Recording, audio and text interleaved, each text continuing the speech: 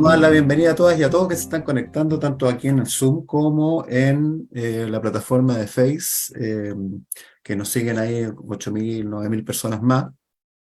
Esto siempre queda grabado, así que aparte de que puedan estar todos acá, lo pueden volver a repetir en el futuro cercano.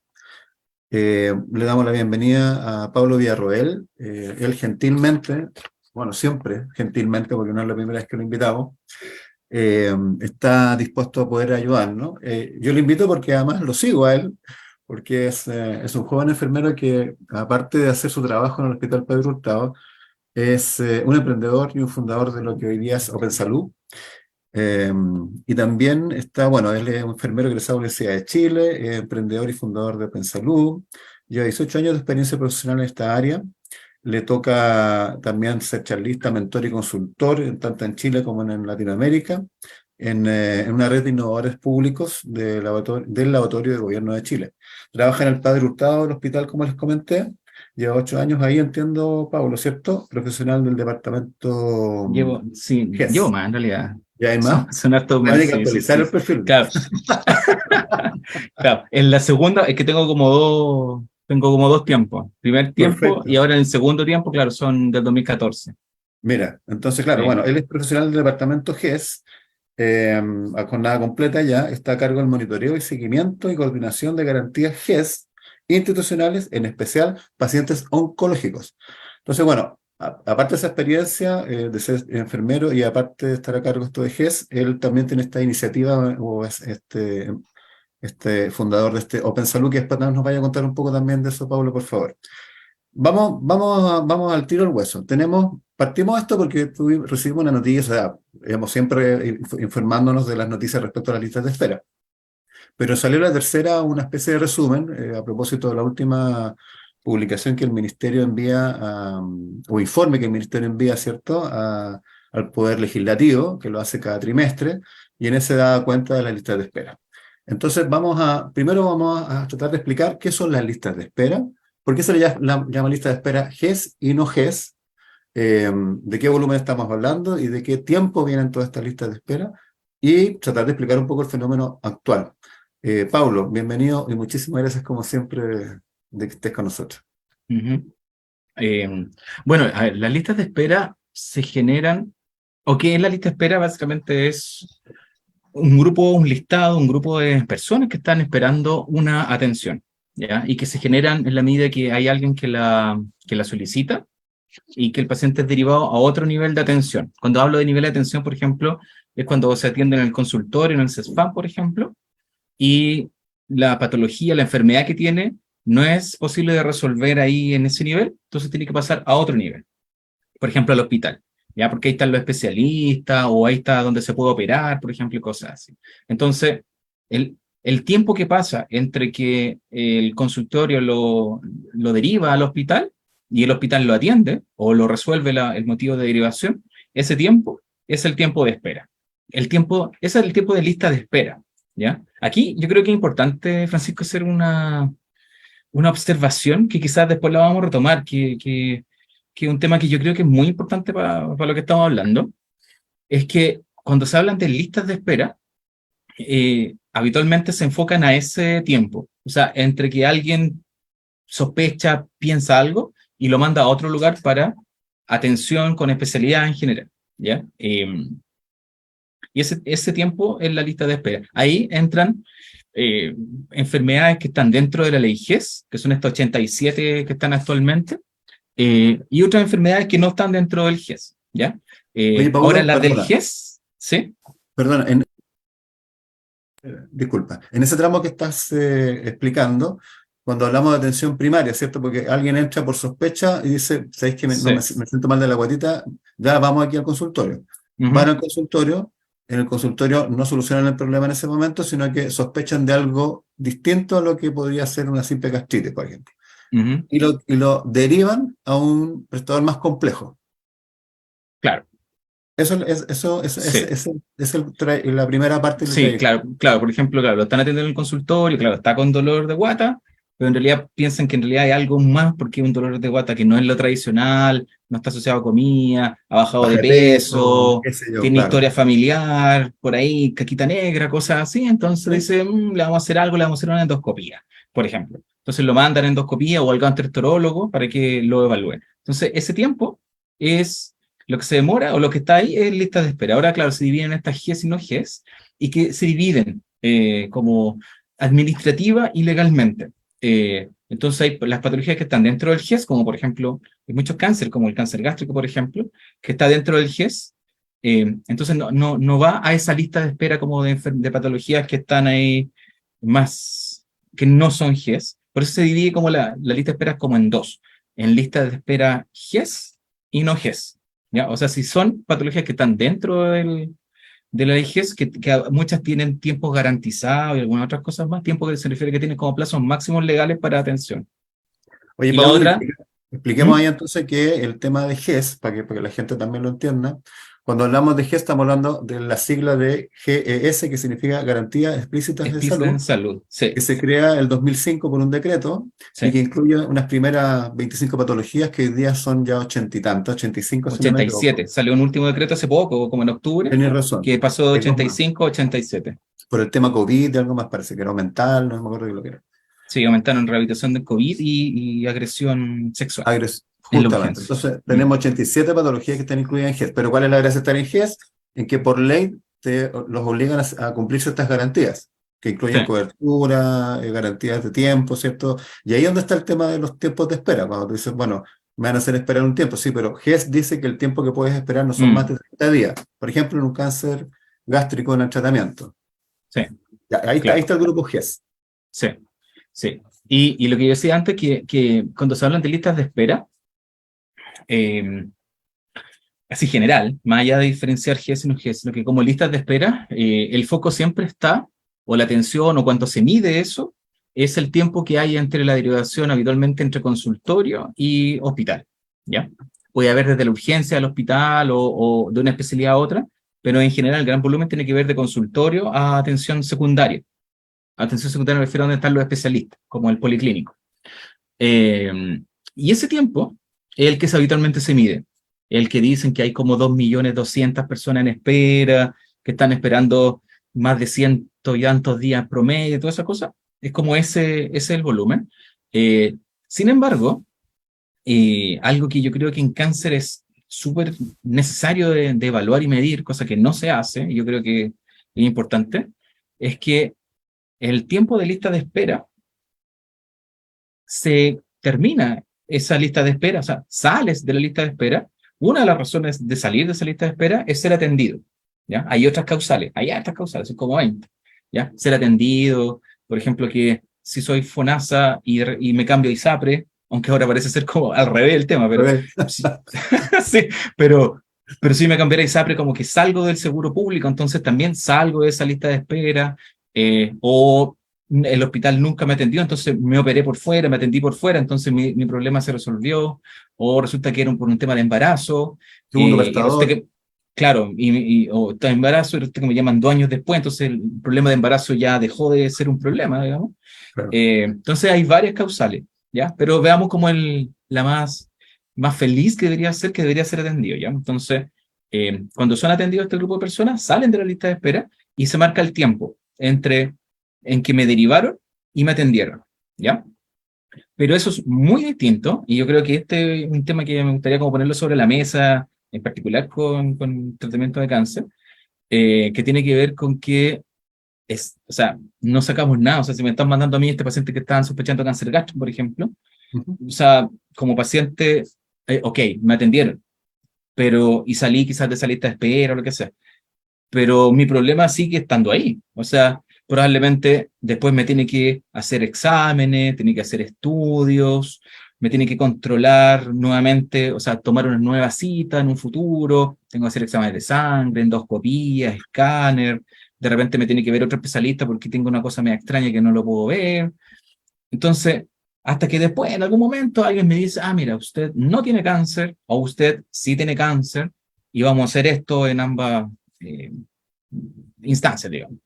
Y ese tiempo para decir usted tiene cáncer o no tiene cáncer y vamos a hacer esto, o sea, tiene que ver con diagnóstico y definición de conducta terapéutica, es un tiempo que no está medido. Y un tiempo Oye, que está escondido, y que todas las cámaras, las luces, las pantallas de televisión, de las las noticias, noticias, claro. Twitter, Instagram, se enfocan en esa lista de espera inicial, de entrada. Aquí es importante, o sea, no quiero decir que no sea importante, pero el tratar de solo es resolver ese tiempo, dejo de ver algo que también es importante de absorber, que tiene que ver con lo que pasa después que me atienden. Porque como que ahí dejo de ser, ¿cómo decirlo? Eh, Dejo de ser importante, porque ya no están todas las luces sobre la lista de espera, sino que ya me derivaron, no sé qué. Entonces, y esa parte que ocurre después de que me atienden, es donde hay un elemento que es re necesario, y que yo creo que ahora hay falencia, que tiene que ver, que incluye el tiempo original, que tiene que ver con la trazabilidad y seguimiento de las personas, Oye, en donde hay falencias bastante importantes en saber dónde está la persona en algún momento, dónde está esperando qué. Eh, Espero que venga a preguntarme cómo va a hacer la cosa, le paso la hojita para la endoscopía y que él la vea cuando se la pide, o hay alguien que lo mueve por el sistema, porque todos los que hemos sido pacientes o hemos tenido familiares en este sentido, sabemos que navegar por el sistema público no es fácil. Entonces se necesita una guía, ¿ya? Y además la lista de espera está enfocada en el sector público, el sector privado no tiene listas de espera, no tiene listas de espera formales, es decir, declaradas. Siguen habiendo listas de espera, uno llama por teléfono y consigue ahora como para 4 meses, 5 meses más, con suerte, para algunas especialidades, pero eso no queda documentado. Entonces, también hay un nivel de sesgo ahí de las personas que se pueden atender por no sector público y que hay listas de espera que no están documentadas, visibilizado. digamos. Claro. Claro, bueno, es que a lo mejor ahí hagamos la distinción, porque entre lo que hoy día vemos en las noticias como listas de espera de 2.150.000 prestaciones en total, Mm. de las cuales tenemos algunas que indicamos como GES, que hablábamos recién que son las garantías explícitas, que dentro de esas GES, que hay 70.000 personas en listas de espera, hay 14.237 pacientes oncológicos que, todavía, que están entre la atención primaria y el proceso siguiente, que vendría a ser la especialidad o, alguien, o la derivación a alguien que lo evalúe Sí. a propósito de la sospecha. Hay Dame el un matiz de eso, detalle ahí vamos. con las setenta y Dale, cuatro mil o las 14.000. Claro, que están en algún nivel de lista de espera. Porque en correcto. el GES igual tiene una división entre, por ejemplo, hay un tiempo de espera que es de sospecha o de confirmación, que es esta primera derivación. Hay Claro. un tiempo en el cáncer, hay el paso que viene después, que es la etapificación para saber qué tan ramificado está el cáncer, si es que lo está. Ujú, Luego tiene el tema del tratamiento. En el caso de algunos cánceres ginecológicos, tiene un tema intermedio ahí que es el tamizaje. Papa claro. Nicolau, Sí. biopsia, todas esas cositas. Eh, y de luego tiene la rehabilitación o seguimiento en algunos casos. Entonces, Claro. en esa etapa, eh, que no todas las patologías lo tienen tiempos garantizados tampoco. Por ejemplo, cáncer de próstata, que es uno de los cánceres más comunes en Chile para los hombres, no Ujú, tiene tiempo inicial.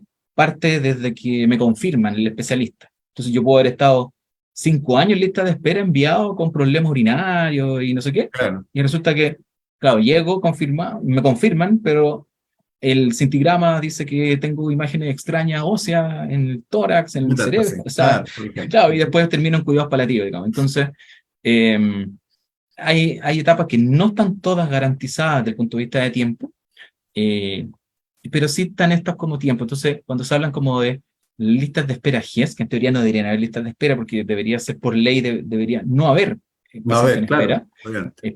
pero los hay. Entonces, cuando se habla de eso, se habla como de garantías retrasadas, o sea, que excedieron el plazo legal, que es como el símil de las listas de espera del punto de vista GES. Son personas que están esperando algo que deberían haberlo recibido en un tiempo X, según la Oye, patología, oye, según Pablo, la entonces, enfermedad. entendiendo lo que estás explicando, que cada vez que una garantía de tiempo, no importa en el proceso en el que está, ya sea Ujú. diagnóstico, tipificación, tratamiento, hablando en cáncer, ¿cierto? Cada vez Sí. que algunos de esos elementos o tramos de tiempo están atrasados, te incorporas a la data de listas de espera GES. Claro, claro, te meten en la bolsa de retrasadas, que como decía Francisco, en este reporte que hace el Ministerio, la Subsecretaría de Redes Asistenciales, que Ujú. hace o sea, Cada cada trimestre. trimestre, emite un informe de listas de espera, GES y no GES. Entonces, habla de la lista de espera no GES, como pacientes que están en espera, estos tiempos que hablamos antes, y de lo otro en general, más que de listas de espera, habla de garantías retrasadas, que las desagrega por patología, por sexo, por servicio de salud, por ejemplo. Ahora, puede haber un fenómeno también detrás de esto que tiene que ver con que, bueno, ya sabemos que de alguna u otra manera, 3 años, 2 años y medio de postergación diagnóstica y un montón de cosas más que estuvieron asociadas al manejo de la pandemia. Hoy día estamos recogiendo los platos rotos de eso y también de que las personas no sepan, por ejemplo, utilizar un segundo prestador, porque tú Mm, podrías salir de la lista de espera simplemente con activar tu segundo prestador y te vas a tu segundo prestador y se acabó la lista de espera. Ya sales de la lista de espera, pero te vas a tu sí, segundo prestador si lo activas. claro, claro, claro. ¿Habrá El ahí segundo, un sí, un tema de tema de educación, desconocimiento, hay muy poca gente educación? que lo conoce. Claro, cuando estás en el GES, se supone que el Estado te asegura, te entrega ciertos derechos a ti como paciente de ciertas cosas. Entonces te entrega ciertas garantías de calidad, de protección financiera, de tiempo y otras cosas más. Y cuando la institución que debería entregársela no es capaz de eso, por ejemplo, particularmente en tiempo, te pasas del tiempo que está legalmente establecido, o no se cumplen los requisitos que deberían estar, el paciente y la familia puede hacer, digamos, el reclamo, el comentario a FONASA, y FONASA si pesquisa que en realidad la institución no tiene una respuesta oportuna de poder resolverlo, y la institución se declara como incapaz de resolverlo en el corto plazo, se asigna un segundo prestador que FONASA tiene convenios celebrados con instituciones privadas en general, en donde derivan a las personas que están en la red pública y como el hospital X no lo puede resolver, lo derivan a la entidad privada que tengan en convenio según la región o según el servicio de salud respectivo. Claro, pero eso es un Y, acto que nace de las personas. FONASA en general no lo hace por sí mismo, así como, esto está retrasado, entonces lo vamos a mandar. Lo claro, han no le hecho en dice, algunos oiga, pido un casos, segundo prestador. Claro, ya que está atrasado, claro, pido un segundo prestador. No le dice no, eso. no, no, no, tiene que haber como una solicitud explícita Claro, del un reclamo. paciente. O, Sí. sí, Oye, Pablo, en ese aspecto vamos al hueso también. Las mm, personas que atienden a esos pacientes, ¿están enterados que tienen garantías explícitas de salud sus pacientes? Y que podrían, por ejemplo, activar un segundo prestador. ¿Están enterados? O simplemente le dicen, no, no, déjalo nomás en el sistema, no active, no les digáis que puedan activar un segundo prestador. Porque no, 14.000 personas, ¿cómo no van a saber que pueden activar un segundo prestador? sí, no sé, no te sabría decir. Ya, No me la juego, pero, pero sí te puedo decir que el saber si una persona es GES o no GES, cuando hablo de GES o no GES, que como que estoy declarado, como que estoy notificado, ¿ya? claro, exacto. Y que tengo un relojito dando vuelta, que en este caso estaría excedido del plazo. El saber eso no es tan fácil. Eh, no es tan fácil como paciente. O sea, si yo soy paciente así solo, por mi cuenta no me puedo meter en una página web, por ejemplo, y Y buscarme. contabiliza. Claro. Claro, así como si yo, por ejemplo, no sé, compré un libro el el lunes compré un libro, el martes, y me llegó ayer el libro. Entonces podía hacer seguimiento a eso, entonces yo podía ver si ese libro estaba en la bodega de la librería o venía en camino y me mandaban un correo si me llegaba. Como paciente yo no tengo esa capacidad de hacerlo. Tengo que llamar a FONASA, hacer todo un tema. Po. Y además, dentro de las organizaciones, de las instituciones, tampoco es como cualquier persona que pueda saber si está en el GES o no en el GES. Uno podría asumir, pero como tú tienes esta sospecha de cáncer, siguiente con el ejemplo que estábamos hablando, tú Ujú. deberías, ¿cachai? Deberías estar en el GES. Y como no te hemos confirmado, deberías estar en la garantía de sospecha. ¿Cachai? Pero son suposiciones.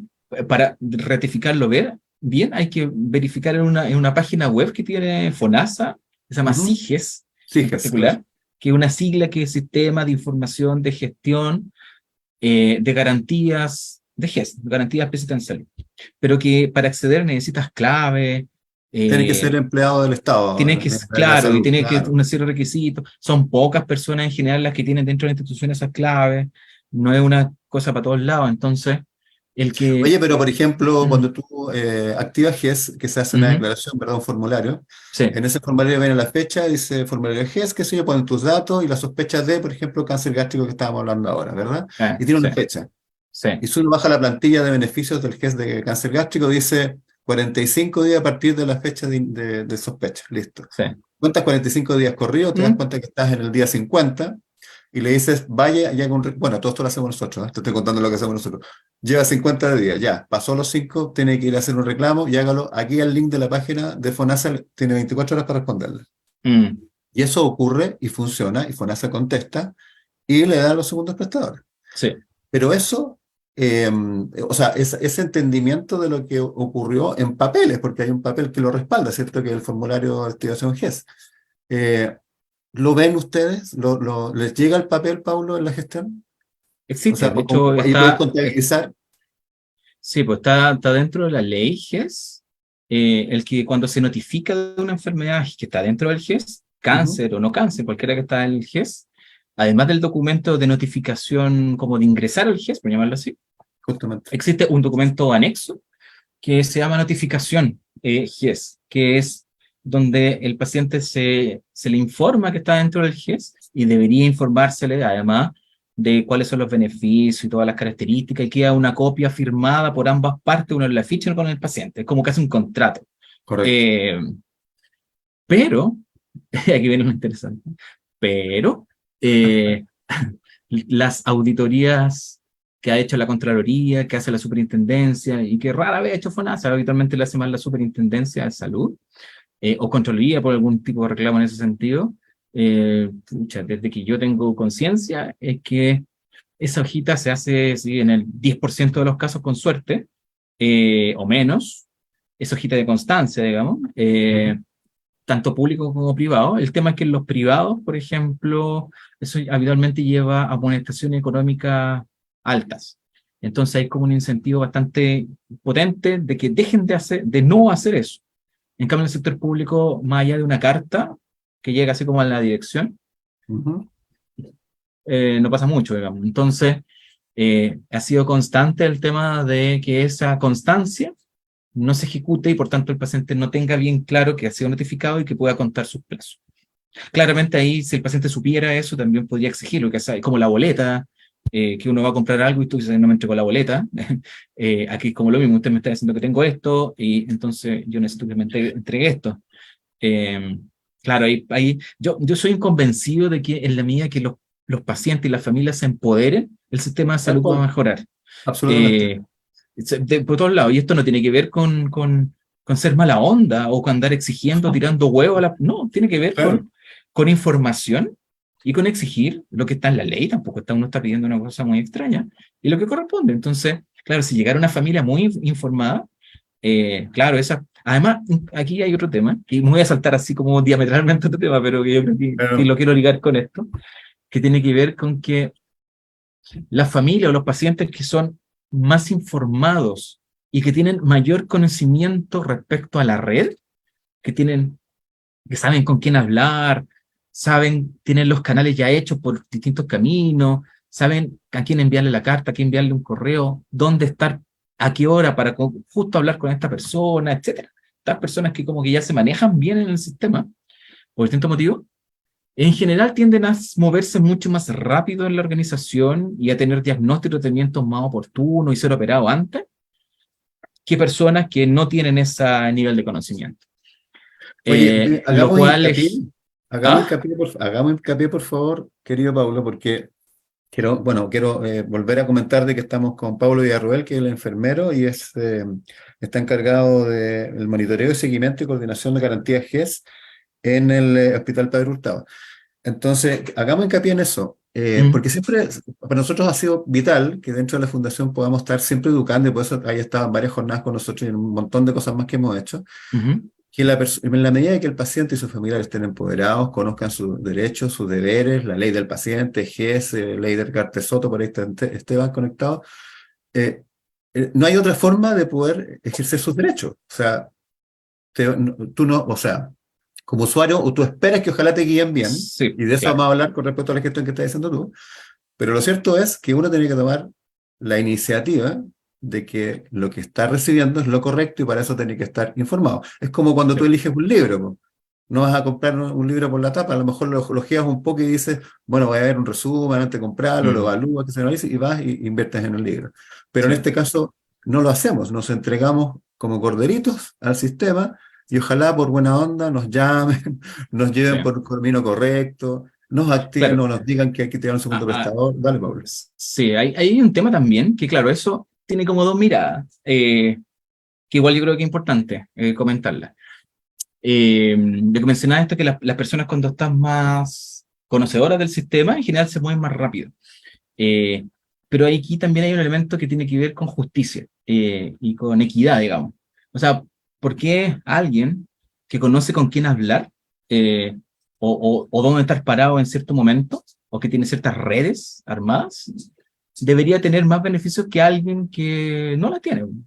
Porque no las tiene nomás. O sea, es como, no, po, éticamente no corresponde.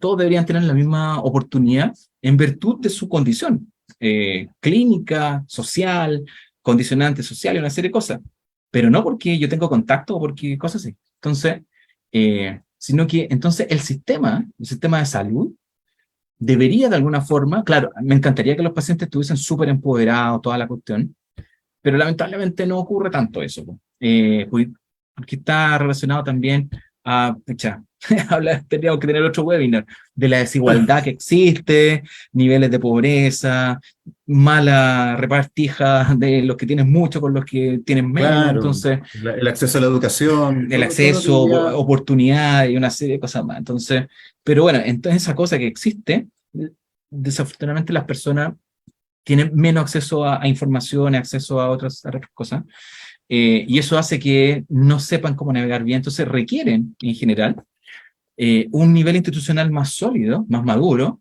de poder tomar a las personas y guiarlos eh, por estos viajes, que no es fácil porque el servicio de salud, o sea, no el servicio de salud como organización, como institución, sino que como un modelo, digamos, no es fácil de transitar, pues, tienes que pasar muchas cosas, necesitas conocer, te tienen que estar explicando constantemente lo que ocurre, porque eso es lo que debería ser. Entonces, los servicios sanitarios, las instituciones de salud, nivel primario, secundario, terciario, lo que sea, habitualmente no están enfocados mucho en eso, eh, sino que están más enfocados como a la prestación como tal, a la atención, como te atendí, ya listo, saliste lista, espera, ya no existe, ¿sí? Entonces metémonos en el otro.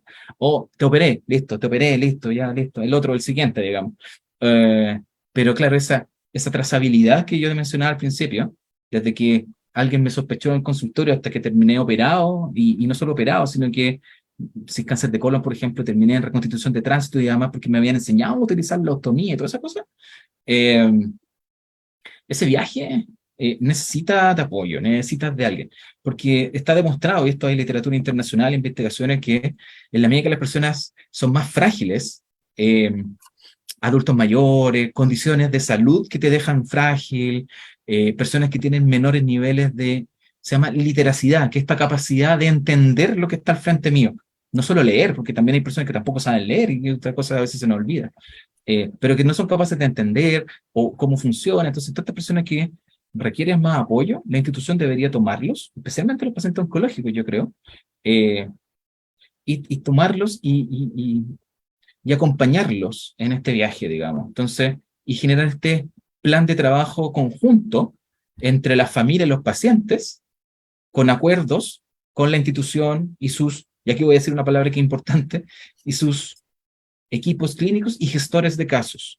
Eh, que gestores de casos hay pocos, hay muy poquitos, a pesar de que están los recursos, está la ley, está la cosa, pero, pero es muy poquito, entonces al final termina siendo como muy autogestionado habitualmente el viaje. Oye, Entonces, Pablo, en ese mm, aspecto, hacerte dos preguntas. Una, ¿te acuerdas que comentábamos el tema de las inversiones a propósito de la lista de espera? Porque los gobiernos mm, todos dicen en el 2021 110.000 millones para listas de espera. Ahora el presidente Boris dice 35.000 millones para listas de espera. Y lo mm. comentábamos en LinkedIn, ¿será que todo este tema se soluciona con plata o hay algo más? Ya ahí apareció un entre hashtag que decía despelote, que me encantó, y para que lo conversemos. Y lo otro obviamente tiene que ver con que nos expliques un poquito cuáles son los roles Ajá, que hay dentro de la ruta del paciente, pero no del paciente, sino que de sus acompañantes, ya sea el enfermero, ya sea el gestor, ya mm, sea no sé, por la asistente social o la mm, trabajadora social, no sé. sí, ¿Cómo ves tú que ahí está? No, a propósito que está la Claudia también, que vamos a preguntarle también a ella. ok. A ver, la verdad es que es bien diverso, ¿eh? O sea, si uno toma los hospitales o instituciones desde Arica hasta Punta Arenas, la verdad es que la distribución que tienen es súper distinta. Hay instituciones que tienen mejor armada su estructura, hay otras organizaciones que tienen menos armada su estructura. Muchas veces estos roles como de seguimiento de pacientes están enfocados en las unidades de oncología, Ujú, eh, pero, pero entendamos que también las unidades de oncología son los pacientes que reciben o sea, son las unidades que reciben a los pacientes que habitualmente ya tienen diagnóstico y van como tratamientos de quimioterapia, cosas así. Entonces, toda una etapa previa que tiene que ver con la pesquisa oportuna, prevención es otro tema, pero como pesquisa oportuna, diagnóstico, definición de conducta, queda un poco dejado. Entonces, hay algunos que tienen dentro de esta área personas que se encargan del estar monitoreando cómo se mueve la persona dentro de la red. ¿Ya? Hay personas dentro de las organizaciones, también hay entidades o personas en los servicios de salud que se encargan como de estar monitoreando ciertas cosas. Eh, ahora, eh, estos roles, estos como profesionales que están a cargo como de la activación de la entidad, por ejemplo, al paciente hay que le pide un escáner, entonces, como conseguir el escáner, estarle informando en qué va, si el paciente necesita control, le agendan control o están atentos a lo que está ocurriendo, el paciente necesita algo, entonces se lo pueden ir resolviendo. Esos personajes habitualmente se denominan gestores de casos y que están distribuidos, como te decía, algunos en oncología, otros más asociados al comité oncológico de las instituciones, hay otros que tienen roles más transversales, que lo toman desde el inicio hasta el final, pero es como bien diverso. Según mi experiencia, lo que voy a hablar con otros hospitales, con otros lugares, está muy, o sea, hay una heterogeneidad, o sea, hay mucha diversidad. Así que no te puedo hablar como del modelo, lo cual es complejo porque de, del punto de vista del cáncer, no es lo mismo nacer en Santiago y atenderte en Santiago que atenderte en Chiloé, por ejemplo, o en Arica. Eh, tu lugar geográfico marca tu expectativa de vida, fundamentalmente. Entonces, eso igual me molesta, me molesta. Y deberá haber un modelo. Entonces, no existe un modelo. Depende de dónde vives, eh, depende de tu capacidad de entender cómo moverte. Depende también de repente de una jefatura, de alguien que se le ocurrió hacer una cuestión adentro, más que una política pública, institucional o más nacional. Entonces, al final, cuando hablo de pelote, tiene que ver con eso, que ujú. es tan variable, eh, que cuesta a veces de entender cómo funciona el tema. Y a mí me cuesta explicártelo, que yo trabajo en un Sí, hospital público. Entonces, claro. imagínate que a mí me cuesta explicártelo, eh, cómo es para alguien que está, digamos, siendo, digamos, el sujeto al cual se le está entregando este servicio. Entonces, claro, la ley, el Plan Nacional de Cáncer que salió en agosto del año pasado, una actualización del que tenían antes, Ujú. habla de cosas bien bonitas, me parece bien, pero siento que todavía falta llevarlo. Y claro, este problema no es un problema solo económico. Faltan especialistas, faltan equipamiento, faltan medicamentos, tal vez medicamentos que no sean solo de primera, quimioterapias de primera línea, sino que sean quimioterapias de un poquito más potentes, tratamientos biológicos, inmunoterapias, cosas así, faltan, ¿no? Faltan más recursos, yo creo que sí, eso es innegable, digamos. Pero también falta sistemas, modelos de gestión, mejorar tecnología, porque cuando toda esta gente como que monitorea cosas, no es que esté hablando todo el día con las personas que tenéis, básicamente se basa mucho en los sistemas de información que tienen disponibles. Eh, y los niveles y los sistemas de información que tenemos disponibles primero son separados. Ya apartamos que las personas que se atienden en el privado los datos no están en el público y viceversa. Entonces ya tenemos esa diversidad y las personas nos tendemos a atender en sistemas más mixtos. Atendemos una cosa por aquí y otra por acá. Entonces se nos va perdiendo la información y es básicamente el paciente el que le imprimen la hojita y como que esa hojita es la comunicación tecnológica, digamos, entre las entidades. Y además, dentro de las organizaciones tampoco están unidas, porque si estoy en un hospital X y lo mando al otro hospital de otro servicio de salud, o sea, si el paciente no pide su fotocopia de la ficha al otro lado, el otro lugar no tiene ni forma de saber lo que me dijeron. Eh, entonces hay departamentalización, sistema de información incompleto, sistemas que no están integrados, no siempre están actualizados tampoco. Hay alto registro de GES, pero de lo que no es GES no está todo. Tampoco el GES todo lo que está en el GES es completo. Hay cositas que no están. Entonces al final, estas personas que monitorean en la medida que pueden, digamos, eh, con la información que tienen disponible. Y ahí vuelve el tema de la diversidad, heterogeneidad y todo un sinfín de cosas. Entonces, Investigación es el geográfica. tema, y entonces, claro, entonces cuando se quiere mejorar, digamos, el sector público, en este caso particular de cáncer, está bien inyectar plata para tener un resonador más lindo, otro escáner que haga 50.000 cortes en vez de tampoco, para entender dónde está, aumentar las agujas de biopsia, no sé qué, aumentar los médicos y todas esas cosas. Pero tiene que haber también de base elementos que fortalezcan los sistemas de información, habitualmente asociados a sistemas tecnológicos de información, porque muchos se llevan en papelitos y cosas así, que no permite mucho integrar datos. Y por otro lado, generar mayor innovación desde el punto de vista de la gestión, que yo creo Oye, que es bueno, quiero necesario. pedirle a todos los que están conectados que aprovechen de hacer sus preguntas. Pueden activar incluso el audio, levanten la manita y encantado le vamos a ir dejando que puedan preguntarle a Pablo. Estamos hablando con Pablo Villarroel, es el enfermero y trabaja en el Hospital Padre Hurtado. Como pueden ver, se maneja muy bien todas las gestiones de GES, garantías GES institucionales. Por ahí nos preguntaban, Pablo, Ujú. eso, ya Esteban, dale. Haga la pregunta, ¿no? ¿Cómo estáis, amigo? Hola, hola, buenas tardes. Mira, mi consulta es por el tema del segundo prestador. Lo estaba escuchando en Facebook antes y le había hecho la pregunta por ahí. Pero, ¿qué pasa cuando no existe un segundo prestador para un problema de salud?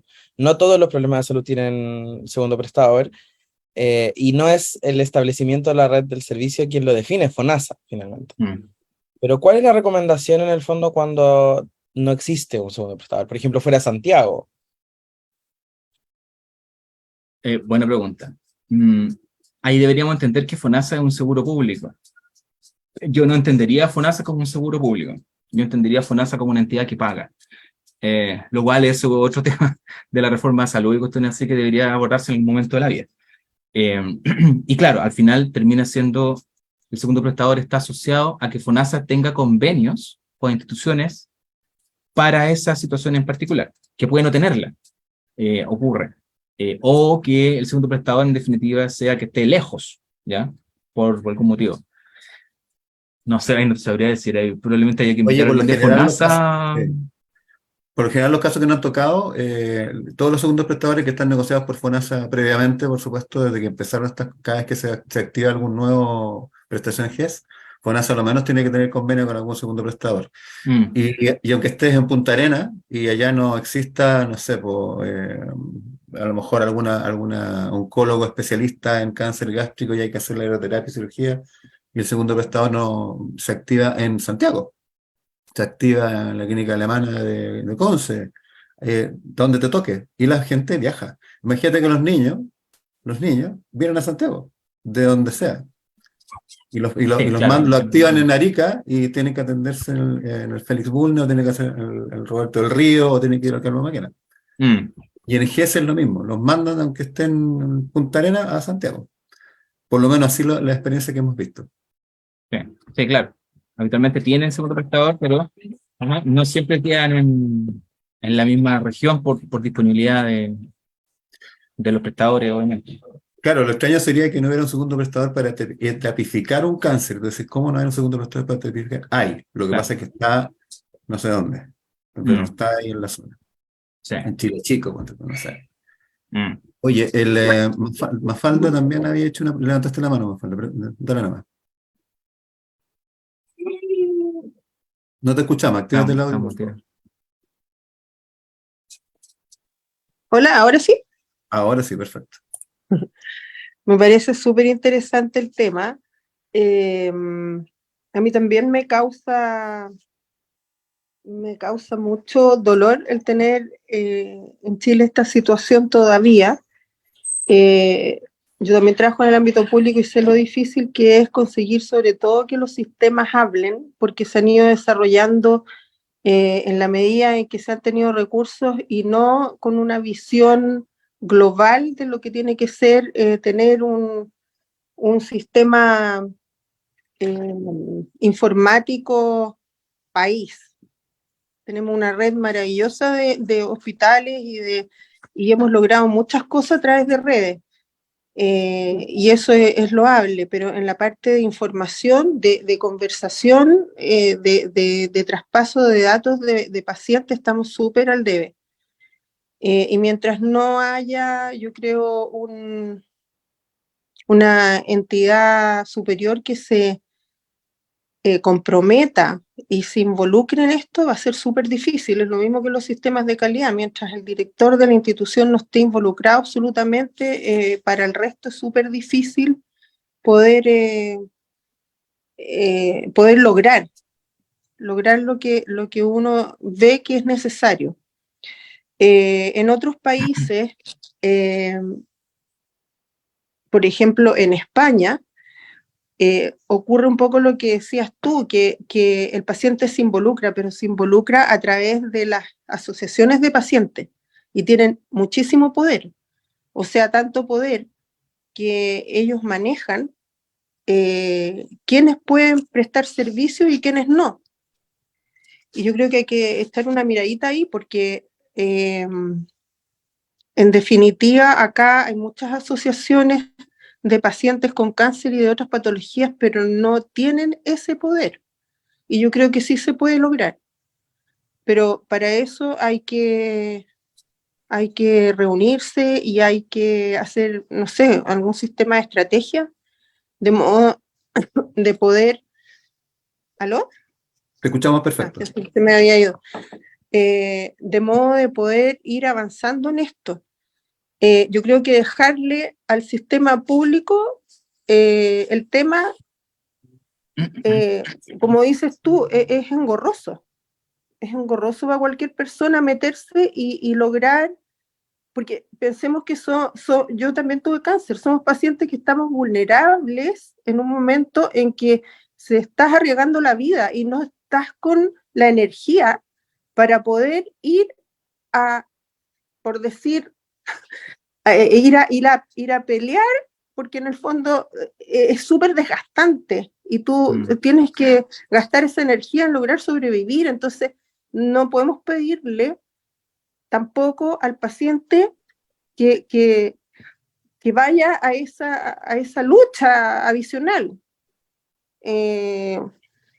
Entonces yo creo que aquí es fundamental la organización de las asociaciones de pacientes y las instituciones, de lo contrario va a ser muy difícil.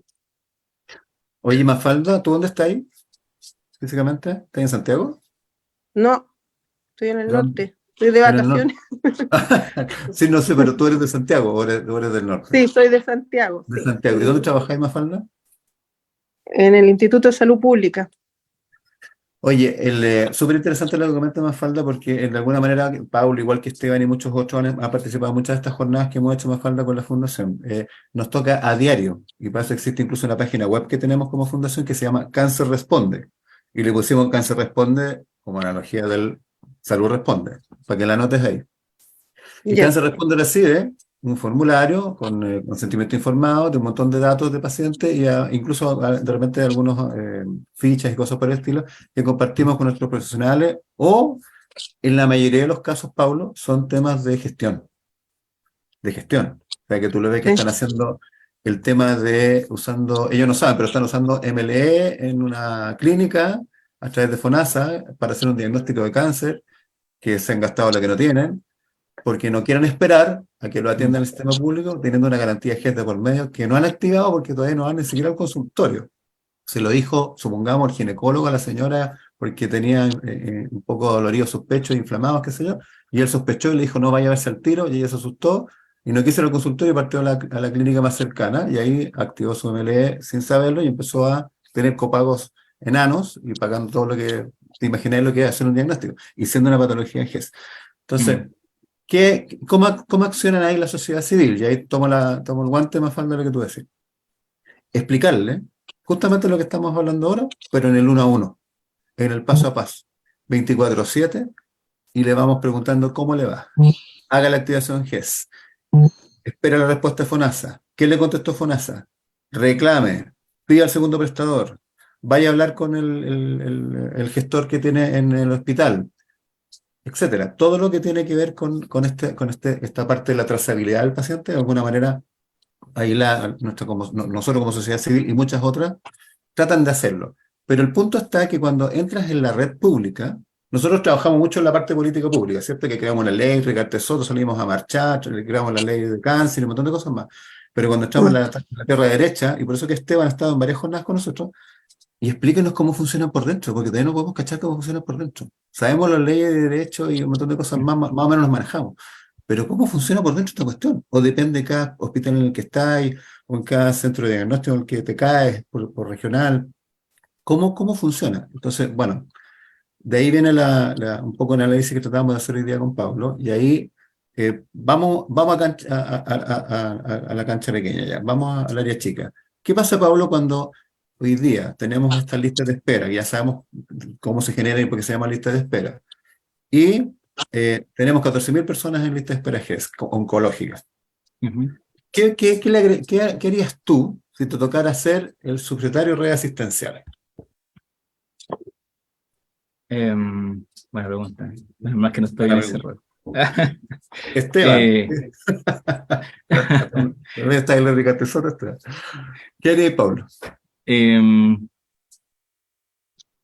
A ver. Tenemos 2 ministros aquí. Vamos a ver el ministro, vamos a hacer el subsecretario habitualmente, de asistenciales. Sí, habitualmente lo que uno haría cuando uno quiere resolver un problema es primero entender el problema.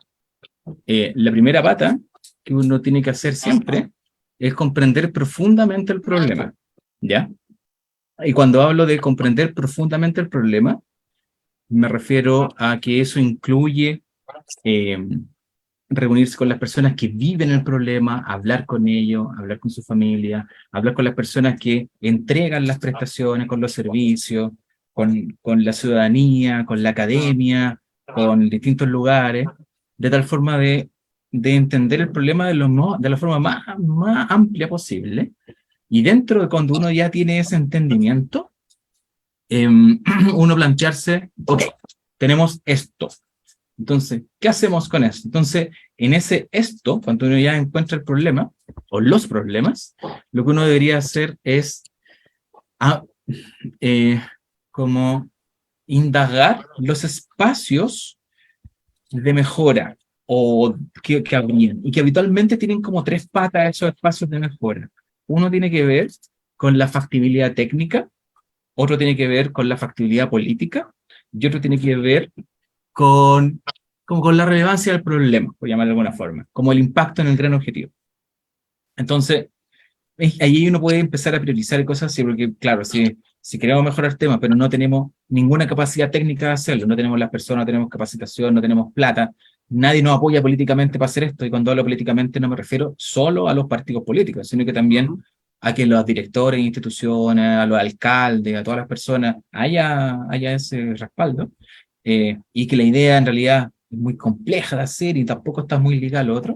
Entonces tal vez no hay que tomarla tanto y hay que abarcarlo. Entonces es todo un trabajo, una metodología de poder buscar dentro de este levantamiento de información y de análisis con la persona, junto con la persona. Esta palabra parece pasar piola, pero yo creo que es muy importante, es Sí. con las personas, ¿ya?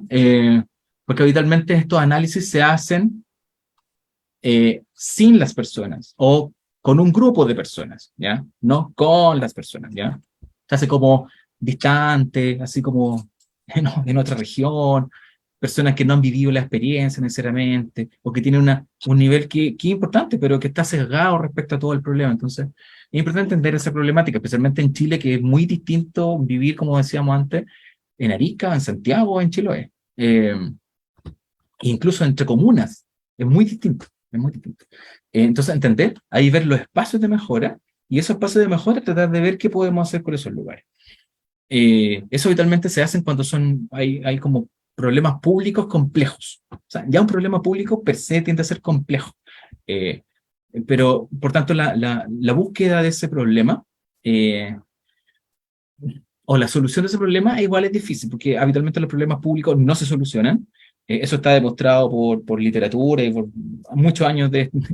No, los problemas públicos están ahí, van a seguir siempre. Lo que uno puede hacer es mitigarlos, o sea, que no estén tan presentes, que sean menos. O bien distanciarlos. O sea, claro, tenemos crisis todos los años, ahora tenemos crisis cada 5, ya, estamos mejor. Entonces, lo que uno hace con los problemas públicos complejos en general, o los mitiga, son menos intensos, o los distancia en el tiempo, pero siempre están ahí latentes, dando vueltas. Y yo creo que eso es como la primera parte, entender bien cuál es el problema.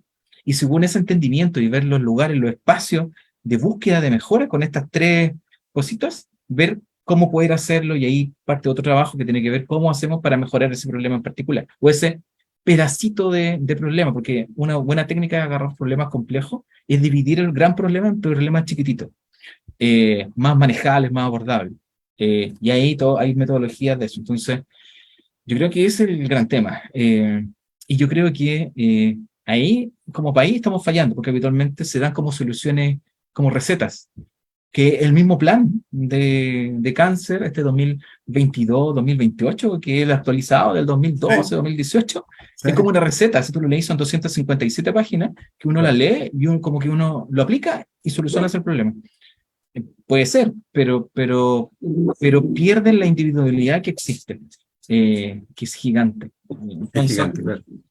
Entonces yo creo que ese es el gran tema. Y a eso hay que dedicarle tiempo, dinero, recursos, personas que entiendan, que sepan hacer esto, ¿no? Porque tampoco esto, yo lo estoy diciendo así nomás, pero todo esto tiene detrás una serie de metodologías que requieren sociólogos, personas con estudios de etnografía, o sea, de estudios de las personas y su relación con el entorno, Sí, análisis de datos, también tomar datos, y los datos ya vimos que tienen ciertas falencias, entonces necesitas como esas 2 áreas, entender las personas y sus relaciones, y los datos, y analizar los datos de forma un poquito más avanzada, ¿ya? Yo soy, además de eso, me dedico a temas como de programación e inteligencia artificial, entonces como que me gustan los datos, pero entiendo que tienen falencias, entonces esas 2 cositas chocan de repente, pero es bueno tenerlas en la mano, tener una mirada a largo plazo, como una estrategia paraguas,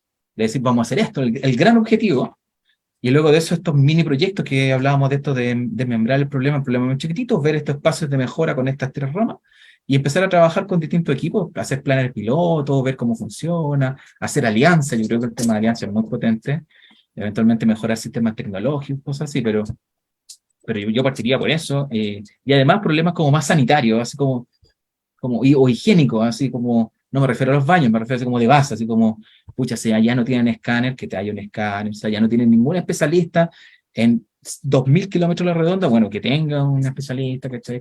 Entonces, claro. es como atacar el problema, sí, pues atacar el problema concreto, que también tiene un tema de trazabilidad de los pacientes, y otro tema que es más grande, a mediano o largo plazo, que tiene que ver con estructurar eso. Entonces, esas 2 líneas tienen que ir caminando. Porque, o sea, poner atención tanto en lo urgente como en lo importante, porque no tiene que ser ambos. Esteban, tú que estás en el área de, bueno, estabas en la Hídrica Artesoto, también tienes tu propia impresión del tema. Y estando afuera un poco ahora ha sido como un poco más de volver a empaparse de como la realidad, entre comillas, que está fuera de las puertas del ministerio. Pero si bien yo considero que lo que menciona Pablo es súper importante, también hay otra cosa que viene como de base, ¿ya? Y es que el sistema hoy día está malo, ¿cachai? Está malo el sistema.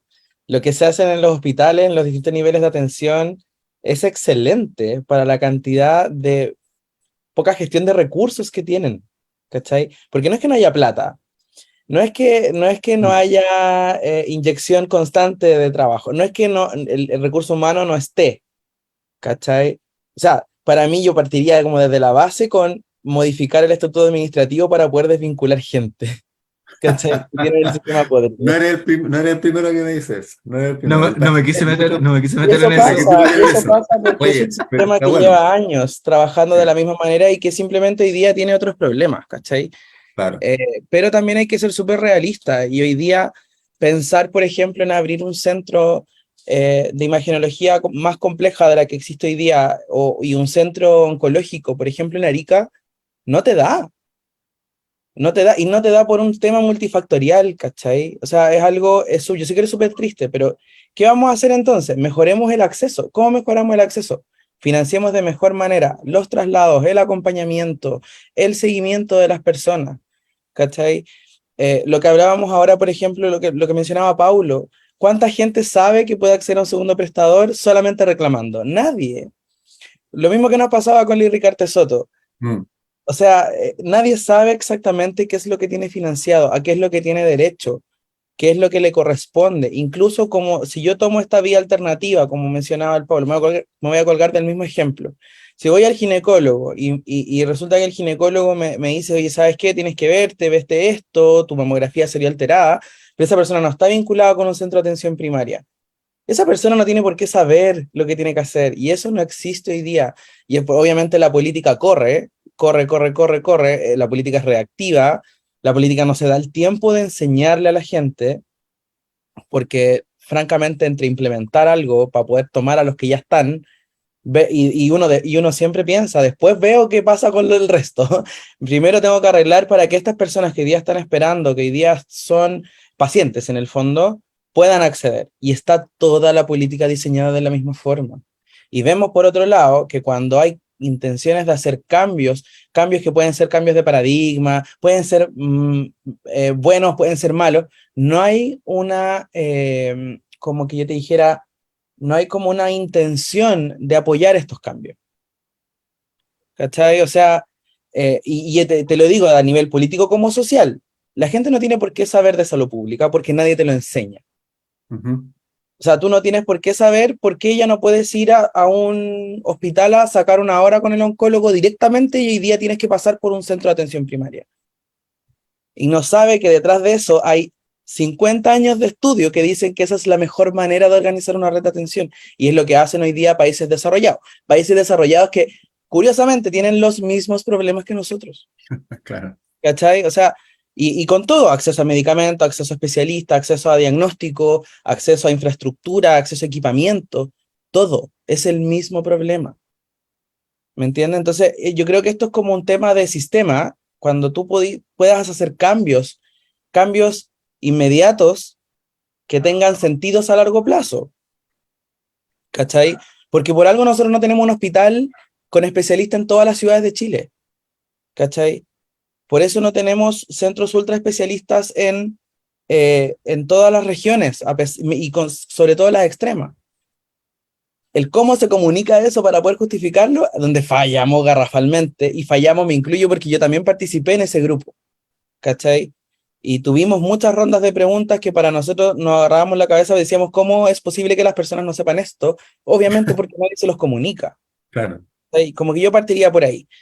Y el financiamiento, pucha, desafortunadamente hay que entender que la plata no crece de los árboles y uno tiene que priorizar, o sea, nosotros no nos tiene que olvidar que somos un país de Latinoamérica que vive de explotar materias primas, o sea, a veces nos va bien, a veces nos va mal. Existen programas de salud excelentes hoy día, excelentes, que nos tienen liderando, o sea, teniendo indicadores de salud mejores que Estados Unidos.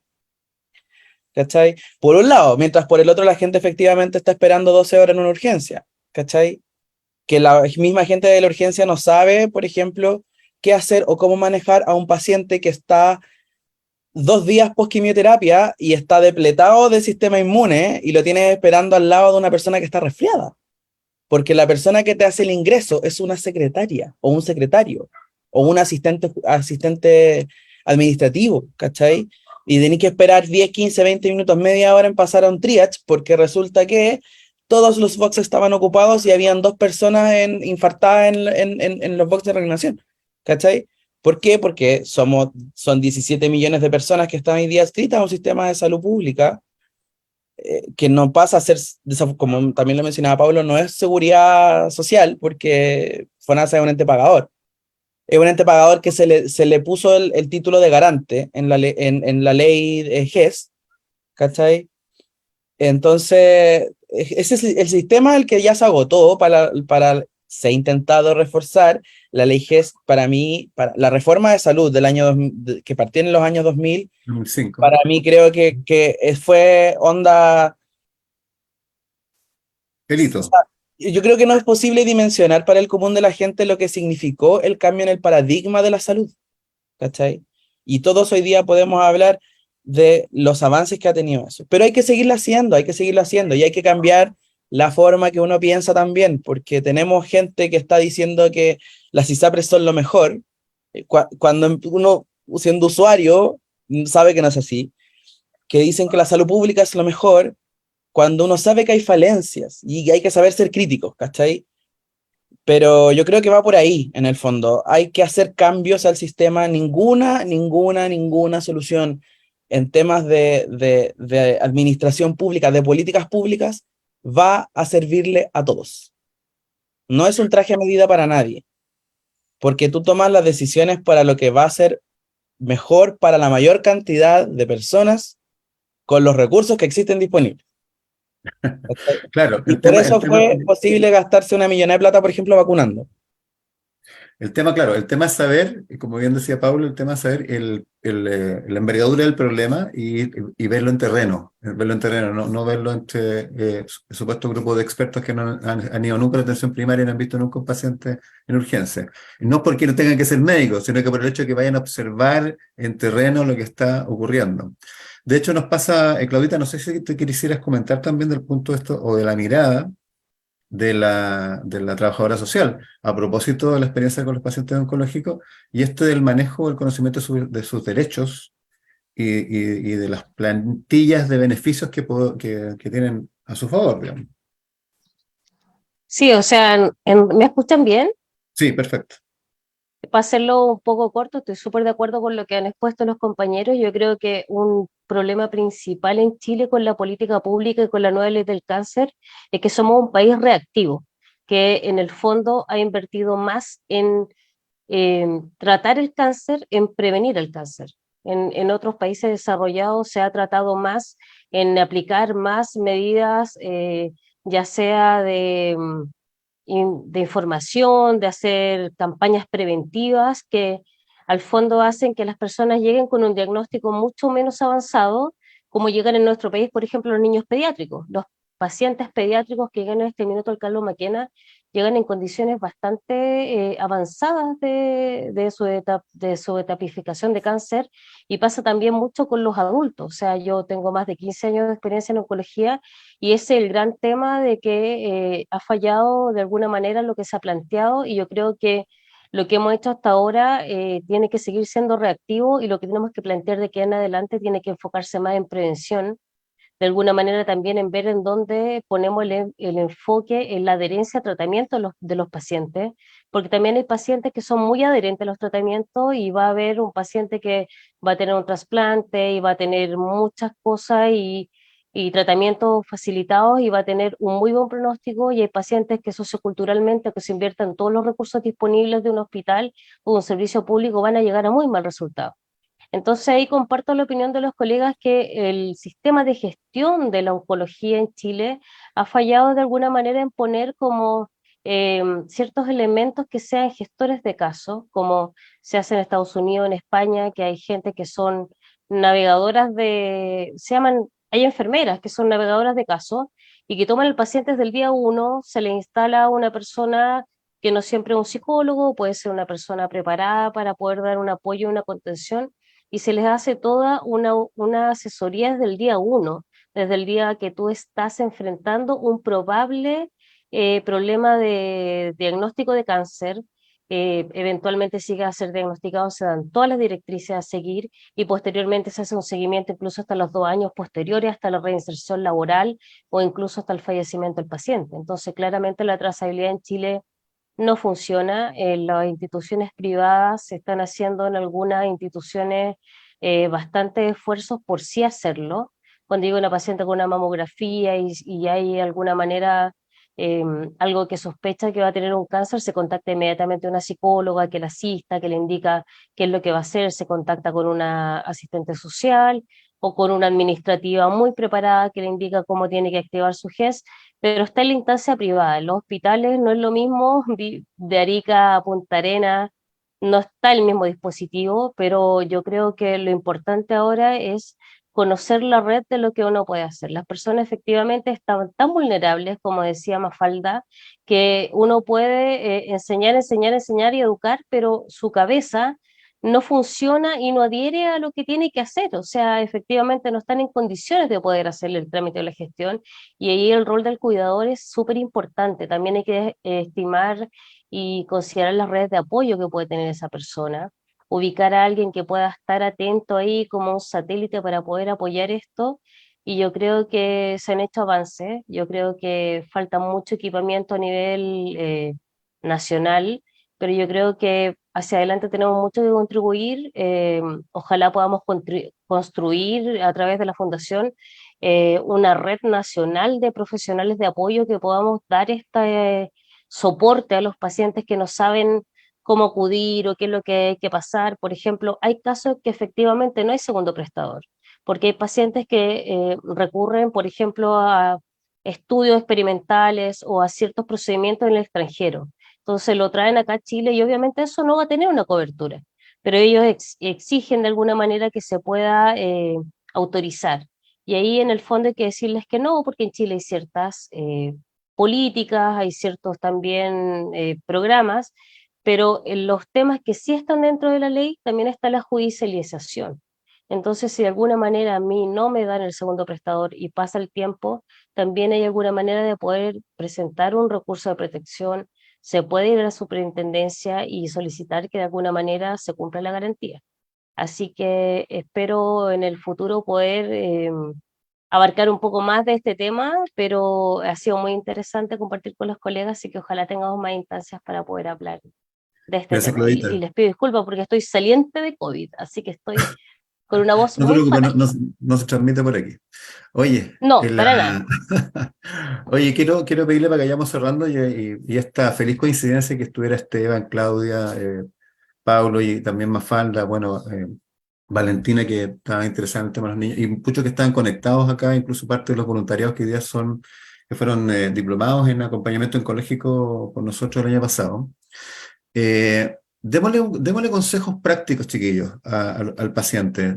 Esteban, tú que estuviste en el área de Recarte Soto, Pablo, tú que estás ahí en la línea con el paciente a diario, que tenía un equipo que ha gestionado muy bien a los pacientes y que han sido todo un ejemplo. Lo hemos puesto siempre de ejemplo, lo hemos llevado a los congresos para que muestren todo esto. Incluso me acuerdo estar recomendado para que la ministra te pudiera llamar y qué sé yo. Bueno, pero ¿qué le recomendamos a los pacientes lo práctico, chiquillos? Rey Ricarte Soto, ley de cáncer, el trabajo a nivel social, cómo activamos también algunos beneficios que tienen los pacientes en ese aspecto. Aquí hay pacientes además conectados con nosotros. Paulo, Ujú. en lo práctico. A ver, antes de responder tu pregunta, Francisco, no me quiero ir diciendo que, porque hemos dicho hartas cosas y parece ser que estamos como en el infierno, eh, pero no, yo creo que dentro de todo tenemos un sistema que en general es confiable desde el punto de vista del tratamiento que se entrega, que el diagnóstico es adecuado, y yo creo que es un sistema que es bueno, que puede funcionar mejor, por cierto. Y yo creo que hay muchos lugares, esto lo digo por mi rol dentro de Open Salud en particular, que me toca conocer hartas realidades, hartas personas de Chile y de otros sectores de Latinoamérica, que hay hartas personas haciendo cosas súper interesantes. El tema es que a veces estas personas, primero, o no tienen el apoyo político interno, por una parte, o bien, si conocieran esta persona a otra persona de otro lugar que está haciendo algo parecido y esas dos personas pudiesen hablarse y compartir experiencia, posiblemente a los dos le iría mejor. Y por cierto, a la institución, el sistema de salud, y a los pacientes, todo. Entonces, yo creo que yo creo que se hacen cosas muy potentes dentro de organizaciones públicas. Hay personas que son súper valiosas, que se sacan la cresta trabajando, que ven que esto como una vocación más que un tema de trabajo, que donde voy en cierto horario. Personas que colocan todo su cerebro y su corazón en que las cosas funcionen.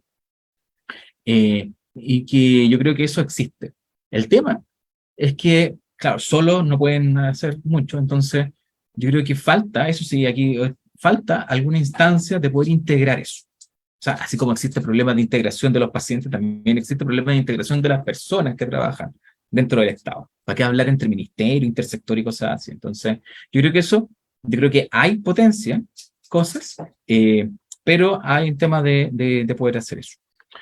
Ahora, como consejo a los pacientes, pucha, al final yo creo que, a ver, hay un tema que a mí me ha tenido dando vuelta mucho tiempo, en el 2014 hasta el 2019, que armé este tema del modelo oncológico, todo este tema, por temas familiares, por otros proyectos, por otras cosas. El tema de la experiencia de usuario yo creo que es un tema muy crítico. O sea, no solo que me curen o me traten mi enfermedad, sino que además, cómo vivo esa experiencia, ¿ya? Y eso tiene que ver mucho con el trato, y la información en particular, es un tema que lo hemos hablado harto, ha salido harto, en harto, como temas que hemos hablado, la información, para los dos lados, información para el paciente, información para el prestador, información para los servicios de salud, el funcionario. Yo creo que ese elemento es un tema importante. Entonces, si a mí me tocara estar como en ese rol o en ese de ser un paciente que necesita una atención, de alguna forma debería estar la mayor cantidad de información disponible para poder utilizarla. Por ejemplo, esto del segundo prestador, de conocer a la fundación como va a tener apoyo en otro sentido, tener acceso a asociaciones de pacientes que me pueden ayudar con experiencia, con contacto, no estar solo fundamentalmente, porque claro, si estoy solo en esta me va a ir mal. Pues. Entonces estar apoyado de alguna forma, confiar en el servicio. Yo creo que el servicio es bueno, no creo que le vaya a hacer daño como tal, así como es que me dijeron que tenía cáncer de mama y tengo cáncer gástrico. En general esos problemas no existen. Los problemas están más asociados a la demora en la atención más que a la atención per se. Entonces, claro, si mejoramos los tiempos, eso probablemente vamos a andar mejor. Pero claro, ahí como consejo a los pacientes es que traten de informarse lo más que puedan, a través de estos webinars, a través de otras redes sociales, a través de otras personas. Me encantaría que hubiese algo más institucional de información respecto a eso, pero no lo hay. Al menos a mí, cuando me toca hablar con personas, en la primera atención que tengo con ellos, la verdad es que estoy media hora, 40 o una hora hablando con las personas, explicándole y tratando de resolver la mayor cantidad de cosas que puedo al principio. Obviamente después salen problemas, pero mira, es como esto es así. Entonces que la persona más o menos ya entienda por dónde se puede mover. Entiendo que no todos tienen 40 minutos para hacerlo, de repente eso tiene otra mirada, pero el consejo para los pacientes es que se informen, y esto es como un tip, sean catete. Así básicamente. Que no es ninguna formalidad, pero sean catete. O sea, si no le dan la hora, vayan al día siguiente a pedir la hora. Y no le dan la hora, vayan al día siguiente a pedir la hora. No pueden ir usted, manden a la mamá. No pueden ir usted, manden al tío. No pueden ir usted, manden al vecino. No pueden ir, vayan ustedes. No sé, manden un correo. A ver, funciona así. Entonces, si ustedes quieren conseguir cosas que funcionen, como no hay sistemas integrados y estos gestores de casos están medio dispersos, cuestiones así, infórmense y cateteen. Como eso. Es como mi consejo que les puedo dar. Importante, porque esa es la experiencia del día a día. Y además que Mariela, que es paciente de cáncer de mama, asentía y decía, así es, tal cual. Esteban, ¿cuál sería tu consejo práctico desde la mirada ahora de la Liria Cartes Soto, que también es parte de la red de prestaciones públicas? Mira, y en general en todo el tema de atención de salud, Lo principal es, sean cordiales con los funcionarios, por favor. Créanme que van a lograr todo siendo cordiales y educados con la gente. Porque esa persona no va a hacer nada más de lo que tenga que hacer si uno le grita, le habla fuerte o le habla rápido. Nosotros, estando en el otro lado, sabemos que esa persona no está yendo porque quiere o porque está aburrida o porque se quería encontrar con la vecina en el, en el consultorio, en el Cefam, en el hospital, lo que sea. Pero sean cordiales, porque esa persona está trabajando probablemente con 1000 problemas más en el trabajo y un par de problemas más en su casa. Somos 2 personas. Y lo otro es informarse. Informarse es lo principal. Todos o la mayoría de nosotros tenemos acceso a Internet directamente o con la ayuda de alguien. Busquemos información. Uno puede a lo mejor, o sea, si yo me dijeron que podía tener, o el PAP me había salido alterado, por ejemplo. Busquemos qué significa que el PAP salga alterado, qué es lo que tengo que hacer. ¿Ya? Cosa de que primero no tengamos que estar simplemente esperando, si nos vamos preparando, da lo mismo si uno no entiende nada de lo que está leyendo, pero por lo menos uno ya está haciendo esa aproximación. Si yo necesito saber cuánto tengo que pagar, busco, ¿está esto en el GES? ¿Cuáles son las garantías GES para el cáncer cervicuterino, para el cáncer de mama, por ejemplo, para el cáncer de próstata? ¿Qué es lo que tengo que hacer? ¿Corresponde que este médico me esté dando un medicamento que tengo que comprar o me lo van a dar gratis? ¿Cachai? O sea, son esas cosas. Y, y a medida que se van informando y pregunten, si no tienen por qué entender, hasta uno a veces no entiende lo que está leyendo. Ni los reglamentos, ni las leyes, ni nada, porque eso está en un lenguaje que no es para nosotros. ¿Ya? Entonces, pero hay que preguntar, y hay que preguntar, y hay que preguntar hasta que uno entienda a veces. ¿Ya? Y tampoco hay que entenderlo todo, eso también es algo súper importante, pero sí el llamado es informarse, sean respetuosos y sean agradecidos. No significa que tengan que andarle rindiendo pleitesía a los funcionarios, porque eso no, ellos están haciendo su trabajo. Pero sí sean cordiales, no cuesta nada un gracias, un por favor, un hablar despacio, un hablar bajito, y de verdad uno consigue cosas. Preguntando, insistiendo y siendo respetuoso, uno consigue cosas. Porque la gente obviamente va a tratar de ayudarlo a uno, si uno es cordial, porque van a entender que uno está ahí solamente porque necesita algo específico y no porque estaba aburrido en su casa. Sobre todo en temas de oncología, que son temas tan sensibles y que afectan la vida de las personas y el entorno. ¿Me entiendes? Entonces, no perdamos eso, pero siempre informarse. La información está ahí. Hay que saber buscarla, sí, pero de a poquito se puede llegar. De a poquito. ¿Ya? Así que eso sería mi consejo. Gracias, Y amigo. pregunten. Importante siempre preguntar. Paulo, ¿queréis comentar algo más? Dale. Sí, que me acordé de algo por lo que decía Esteban, que un tema que yo creo que es un tip súper práctico, así como el ser catéter, y que tiene que ver con lo que mencionaba Esteban, es que antes de ir a la consulta o ir al hospital a hacer una pregunta o a un control o lo que sea, claro, está este tema de información y todo, eh, anoten en un papelito esas preguntas, una libreta, en su teléfono, mándense un correo a ustedes mismos para que le quede, en el WhatsApp, no sé, alguna cosa, pero nótenlas, porque, claro, cuando uno llega a la consulta y le van a ver el escáner, y el escáner dice, oiga, ¿sabe qué? Su cáncer gástrico, el cáncer de pulmón, parece que tiene cositas extrañas, lo vamos a mandar al cirujano porque parece que tiene algo. Claro, en ese uno empieza a pasarse 20.000 rollos en la cabeza, y no está para andarse acordando de cosas. Entonces, ahí es cuando uno tiene que sacar el papelito, que lo hizo antes, con calma, o días antes, y por tanto va con ese papelito y dice, oiga, ¿sabe qué? Pero tengo unas dudas. Ahí la pregunta.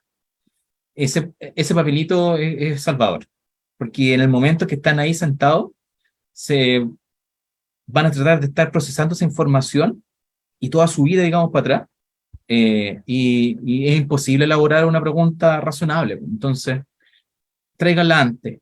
Y ojalá de repente que la lea el acompañante. Vayan con alguien, y que la lea el acompañante.